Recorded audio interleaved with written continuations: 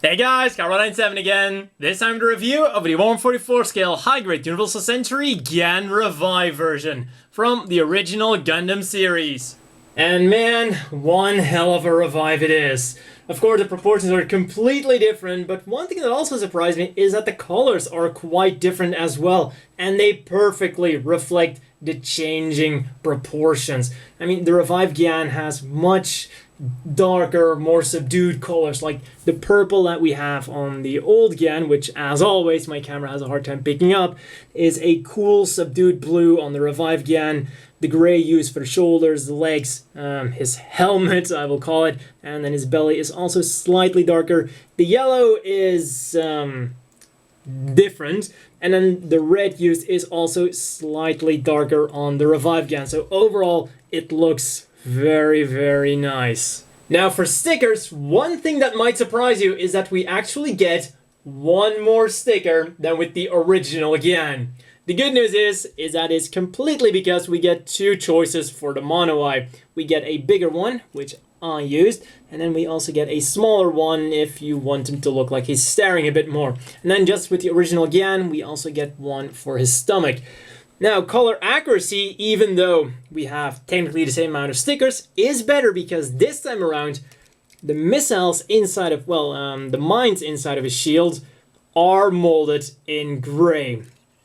So overall, color accuracy of this thing is completely spot on. On to the part where the previous old Gyan completely failed.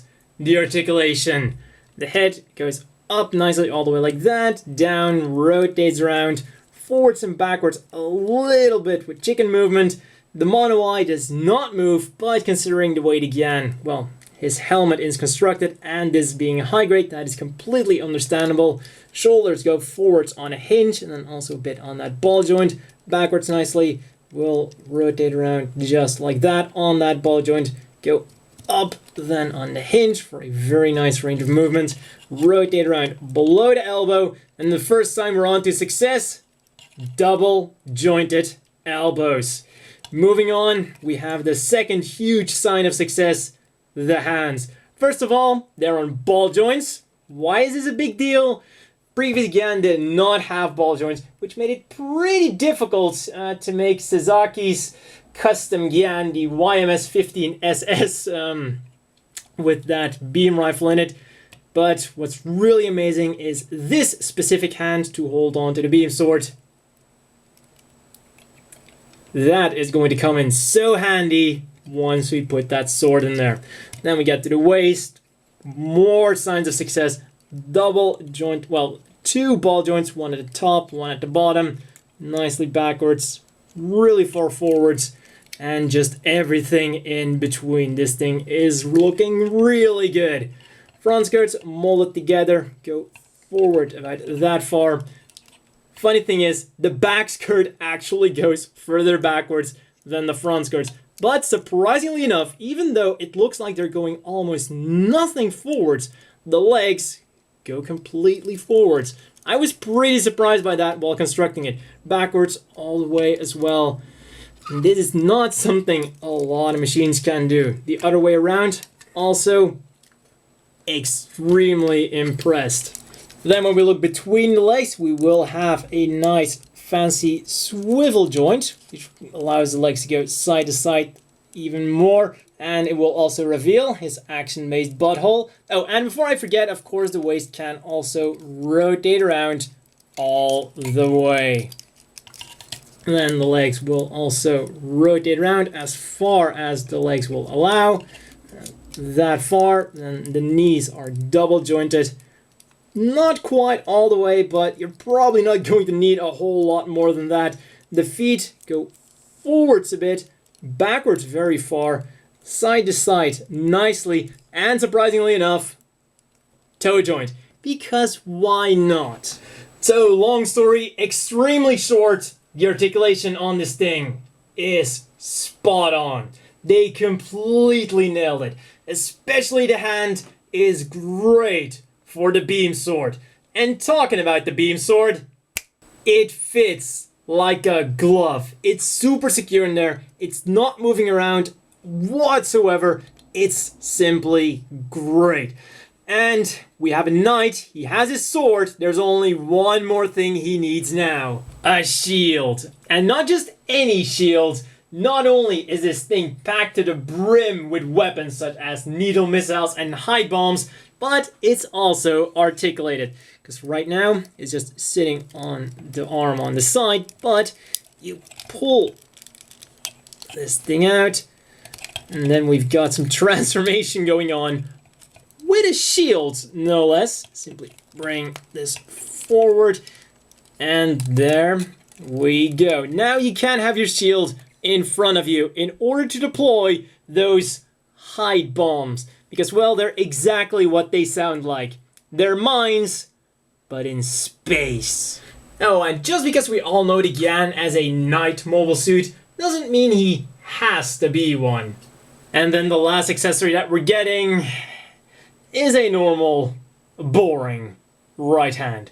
Just in case you wouldn't want to use that exquisite regular holding hand. I thought so too. Then the final thing people might be wondering about is compatibility with either the valuable pod or the Gyan Cannon resin kit.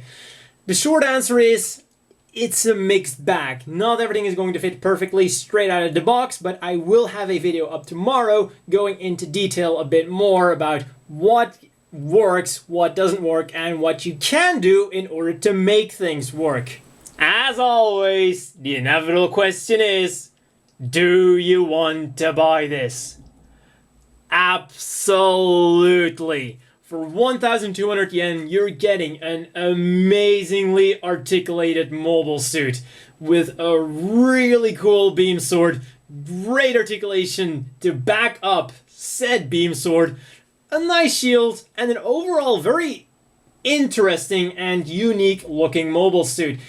Now, originally I wanted to say that the only people that should not buy this model kit were people who didn't like the Gyan from the get-go. But thinking about it again, I changed my opinion.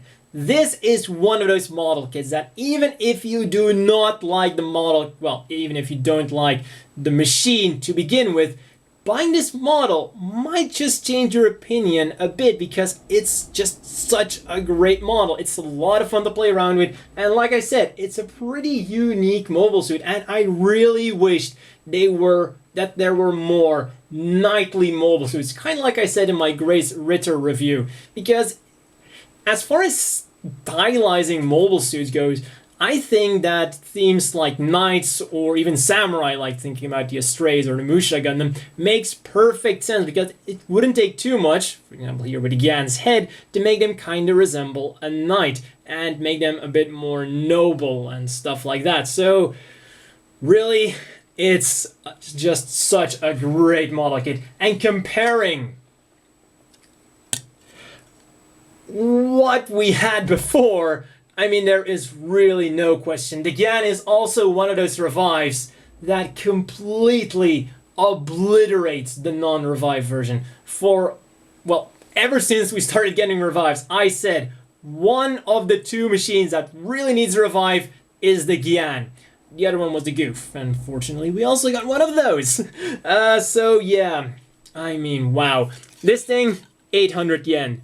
This thing, 1,200 yen. Do not think that, oh, I'll save 400 yen and I'll get something as well. I mean, save up an extra 400 yen and get the Revive Gyan. I mean, is there still a reason to get the original Gyan? Not really, unless you either really like the proportions of the original Gyan, which are a bit goofier, maybe a bit more, you know, I'm a bad guy, please shoot me down kind of vibe, or if you really, really must have the hide bombs that are hollow on one side. I mean, you do get 4 of these hide bombs with the original Gyan. These are from the Gyan. The ones you get with the regular Gyan are the same color as the shield right there. But I cared so much about them that I kind of forgot where I put them. So yeah, go figure. Long story short, it's pretty clear.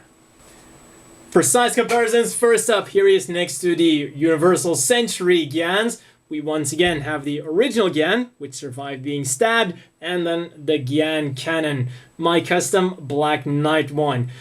So, head height, they're actually pretty much the same, but the one difference is the antenna, which makes the original Gyan actually slightly taller because the antenna is thinner and longer compared to the shorter stubby one we have on the revived Gyan. And I'm not gonna lie, that is the one proportion thing I like more on the original Gyan, that antenna.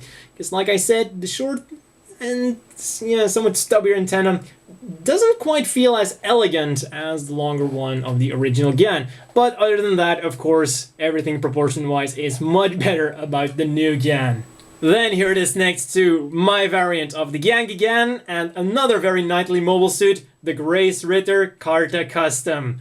And the thing with the Grace Ritter is, when we just look at head height, the Grace Ritter is slightly smaller, but once we take the antennas into account, they're actually pretty much the same size.